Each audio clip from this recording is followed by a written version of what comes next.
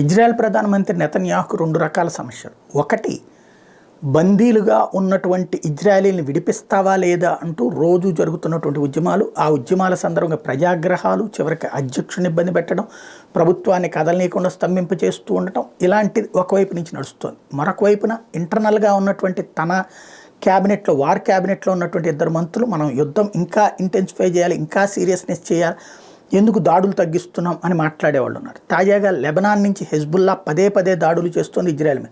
ప్రస్తుతానికి ఇజ్రాయెల్ అయితే పాలస్తీనా మీద దాడులు చేస్తే, మొన్న ఈ మధ్యన సిరియా నుండి ఇస్లామిక్ రెసిస్టెన్స్ ఫోర్సు, ఇస్లామిక్ జిహాదిస్టులు దాడి చేస్తే దానికి ప్రతీకారంగా సిరియా మీదకి వెళ్ళి ఒక్కసారిగా విరుచుకుపడింది, 2 అటాక్స్ చేసి ఆగిపోయింది. బట్ లెబనాన్ మీద, హెజ్బుల్లా మీద ఇంతవరకు అటాక్స్ జస్ట్ వాళ్ళు వేస్తున్నటువంటి మిస్సైళ్ళని అదుపు చేస్తున్నారు తప్పించి వాళ్ళ మీదకి అటాక్కి వెళ్ళట్లేదు. ఇప్పుడు ఇజ్రాయెల్కి సంబంధించినటువంటి వార్ క్యాబినెట్లో ఉన్నటువంటి మిలిటరీ అధికారులు అదే నిలదీశారు. ఏంటి మీరు ఎందుకు క్లియరెన్స్ ఇవ్వట్లేదు హెజ్బుల్లా మీద దాడులకి, లెబనాన్ మీద దాడులకి మీరు క్లియరెన్స్ ఇస్తే మేము వెళ్ళి అటాక్ చేసి వస్తాం కదా అని చెప్తున్నారు.